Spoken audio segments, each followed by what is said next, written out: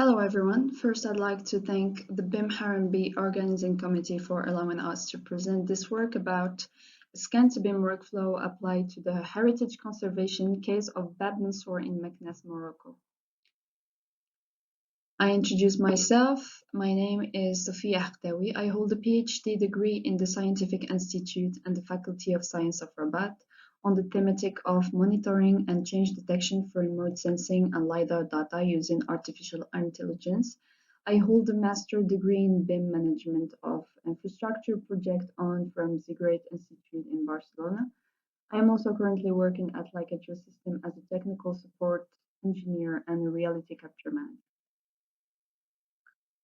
So this presentation will take place according to the following plan, where we will start by presenting the general context, what's the difference between BIM and HBIM, and its main challenges. Then we will present our motivation, followed by our methodology approach, our case study, and finally we will present the results and the perspective. So now and more than ever, we are facing a period of digital transformation due to the current pandemic state of COVID-19. The value of digital channels, products, and operation is immediately obvious to governments and companies that need to invest in a digital businesses and long-term resilience, and especially in the conservation field, where we currently need to create a data repository of our historical legacy to avoid their loss. So, on the other hand, we are facing a profusion in satellite imagery that become more and more refined, spatially and spectrally. Surveying instruments are also continuously evolving. Photogrammetry and UAVs inspection is more and more used. And in the same approach, there is a wave of sophistication in the field of reality and capture instruments, either terrestrial, mobile, or aerial. So we can say that we are living currently in a multi-sensor and a multi-data era. This brings many challenges. One of them is how can we accurately and effectively digitalize our real world? We should know that these data are not all usable and because of their volume not easy to process.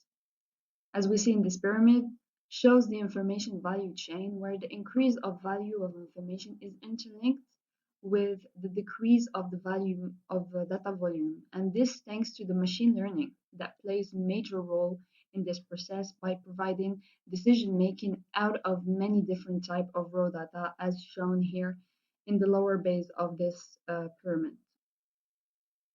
So the more we process data, the more we make it valuable, especially if it's integrated within a collaborative approach such as BIM or in our case, HBIM. While the data catalog dataset provides data from the past and the IoT sensors from the present, the future outlook is provided with a concept called digital twin. The term refers to a digital replica of a physical asset. In the smart city context, the digital twin can be of a specific block or district, but in our case, it will be a monument in case of HBIM.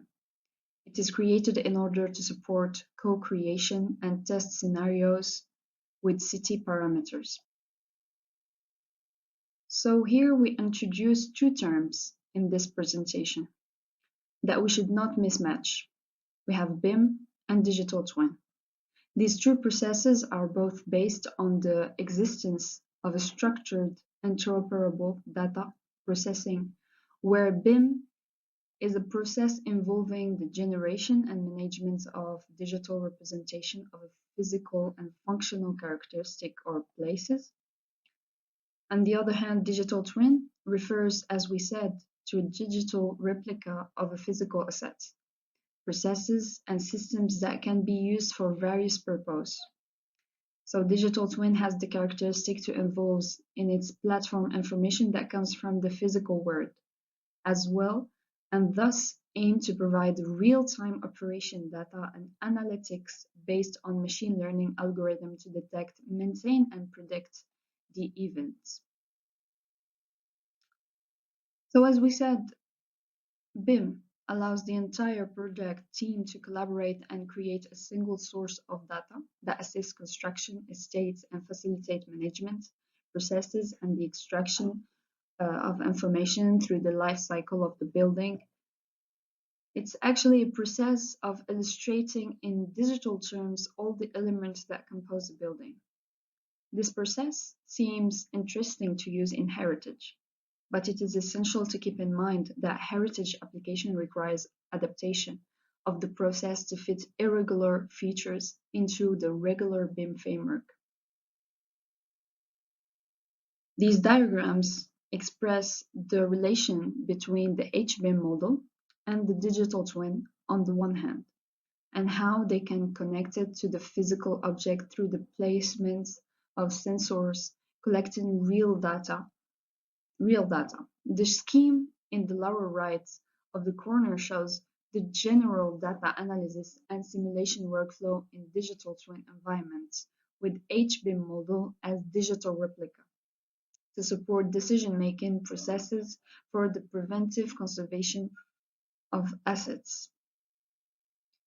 There is a slightly difference between the BIM process versus the HBIM. In BIM, we tend to go forward and evolve in planning the future, starting by making a digital 3D model and apply planification in the fourth dimension that goes straight in the future. Then we add the other dimension of cost, norms, and management. On the other side, HBIM starts by surveying prospection of the as-built model and needs to apply a retrospective in the past to better understand the challenges. It is also need an accurate quality control analysis of the current condition of the building and how much of the structure can be kept, restored, or destroyed. So HBIM implied the use to use a legal framework and a legal existing statutes to be able to apply restoration within a legal framework. And finally, it will need to deliver a preventive conservation scenario to maintain the building or the structure. BIM applications allow the capacity to link various types of data and information to the 3D object. The main goal of the historic building information modeling, HBIM, is the improvement of the level of transmissibility of a large quantity of data between different experts, such as architect, designer, restorers, structural engineer, that are involved in the 3D survey, structural analysis, design, and restoration phases of the monument. Our case study concerns Bab Mansour monument, which is the main gate of the old town of Meknes in Morocco, and one of the largest and most impressive gates of Al-Muhad heritage architecture ordered by Sultan Moulay Ismail in Morocco. One of our motivation in this study is to produce the necessary documentation to rehabilitate the monument. Usually, the surveying is used only traditional survey, where plans, section, and elevation were required. Our team adopted a scan-to-BIM approach because it delivers better and faster results than the traditional surveying method. Our methodology focuses on 5 main steps that goes from data collection using a laser scanner that captures data at the speed of 2 million points per second. We also used control points like black and white targets to add accuracy and photogrammetry data for texturing. Then in the processing part, we apply an automatic registration based on the control point and the visual inertial system of the scanner and analyzes the quality of it. We also apply a texture based on the photogrammetry data. Next, in data organization part, we extract 2D drawings and ortho imagery. In BIM modeling, we then create families of 3D components of the gate. And finally, in the information extraction, we apply inspection and volume comparison analysis to extract damages map. So here we're going to start by presenting the results and discussion of our case.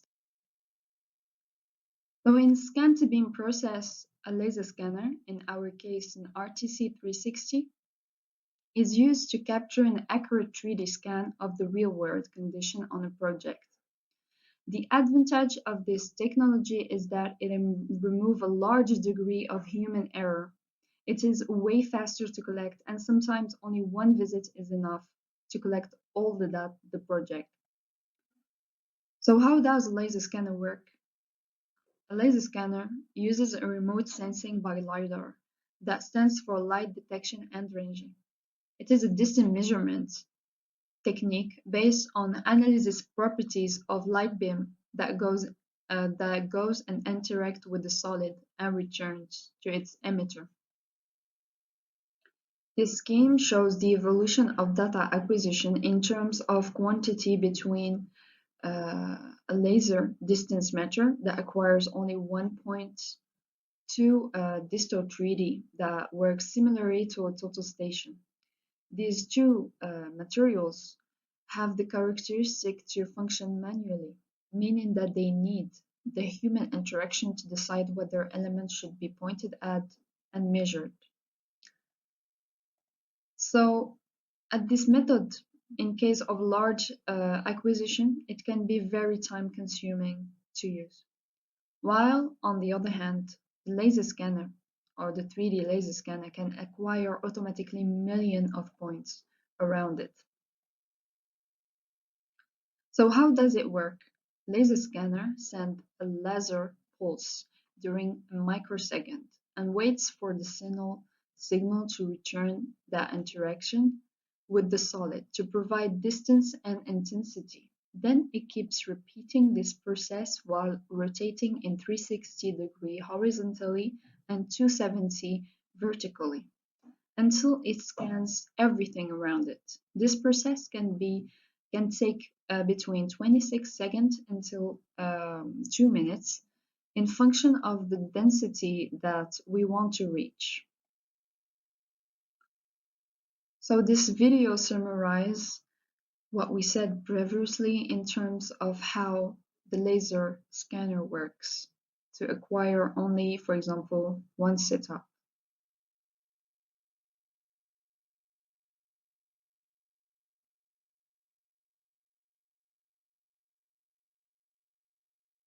So here we see how the measurement is acquired from only one beam of the laser, which is the one pulse. And here we see the XYZ generated from only this beam. But of course, this is done at millions of points per second. So after 2 minutes or 1 minute and a half, we obtain the following results. And then, of course, we add the texturization that comes from the photogrammetric sensors that are inside the laser scanner.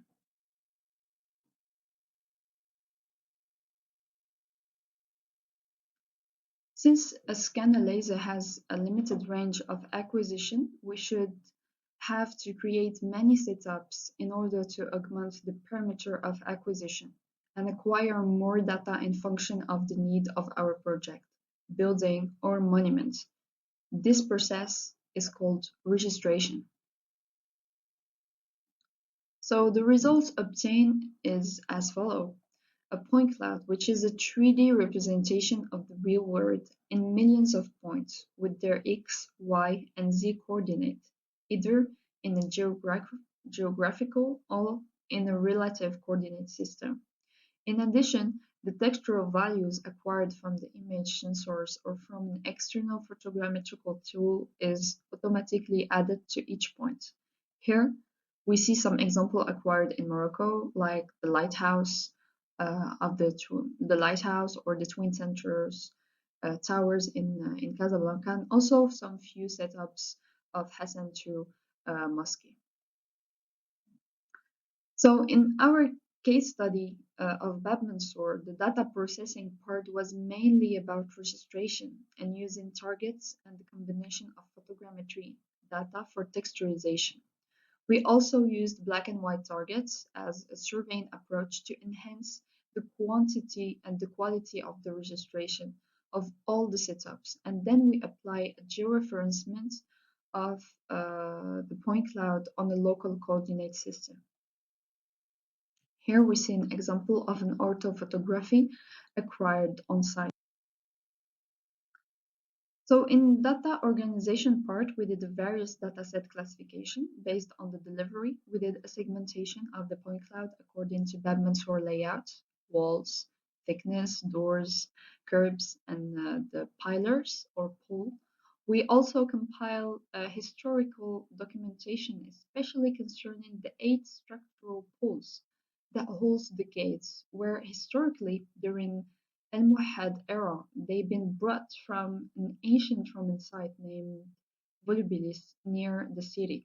So they are more ancient than the other components of the monument, and thus the focus must be done further on them.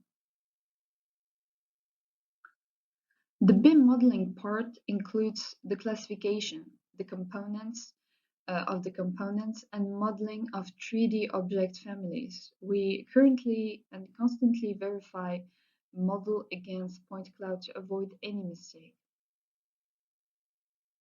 In the information extraction part, we focused on the comparison of global accuracy of our final model according to to the control point acquired using the total station.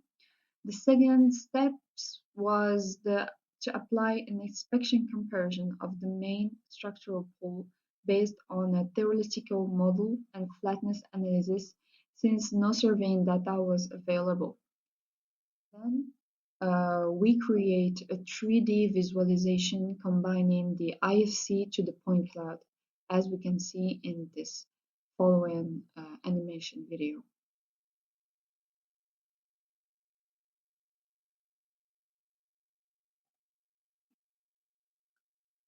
The next step to consider is the data integration of this HBIM model inside an open platform. In the context of such value and goals, there is a global movement in implementation of heritage in smart city.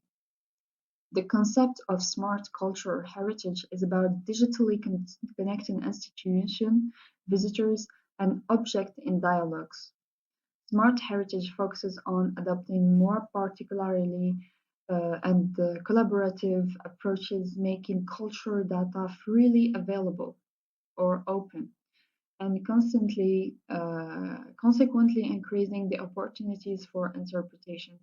So, digital creation and innovation.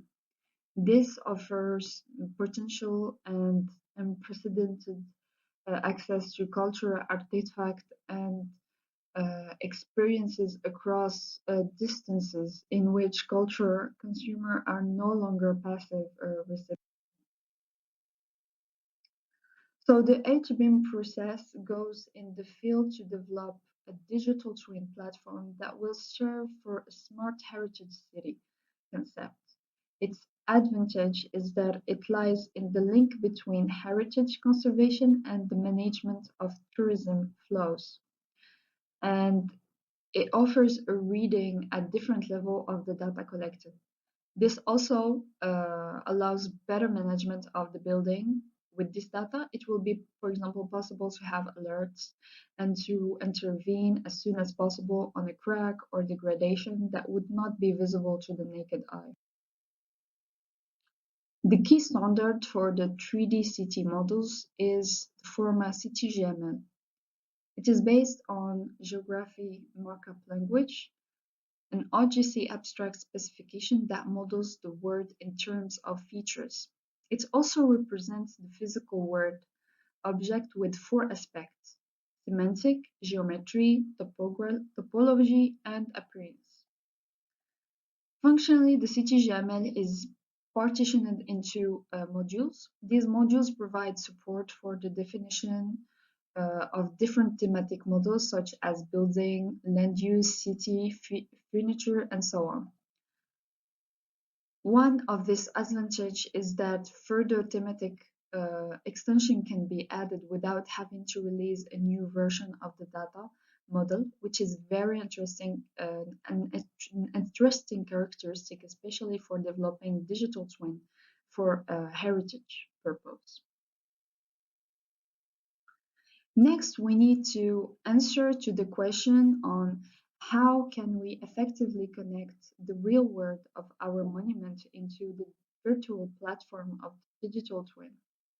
Well, the answer is that the Open Geospatial Consortium, OGC, has been working on the data models of observation and measurements for long, and they have introduced a comprehensive API for sensor connectivity under the name of Sensor Things API.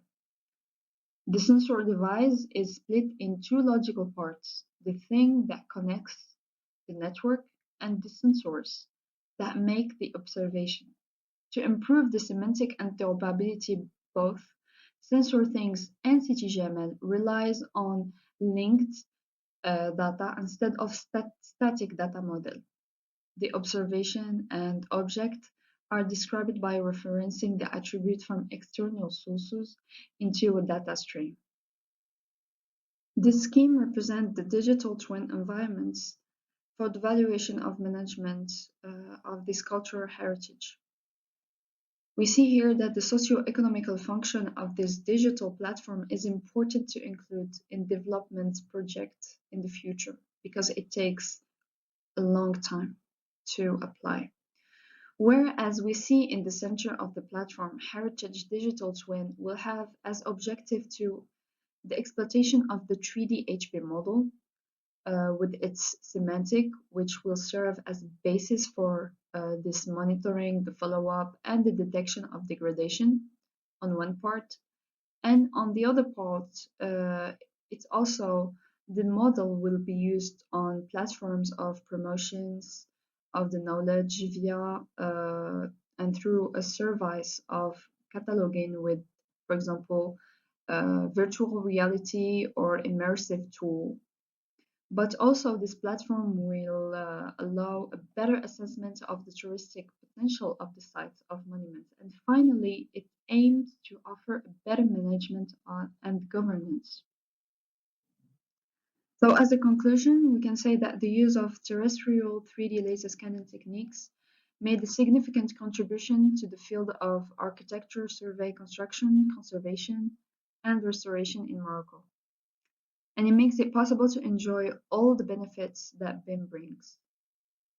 One of our perspective is to keep focus on Mansour Gate by applying a long-term monitoring to maintain the monument quickly and quickly detect restores any damages. We'd like to go further in the collaborative aspects of BIM and HBIM, and we would like to unify this workflow and propose a precise methodology to the national Moroccan authorities. I also would like to develop in parallel a national digital twin platform of the Moroccan monuments. Thank you for your attention. We would like also to thank Leica Geosystem for providing material and software to this project.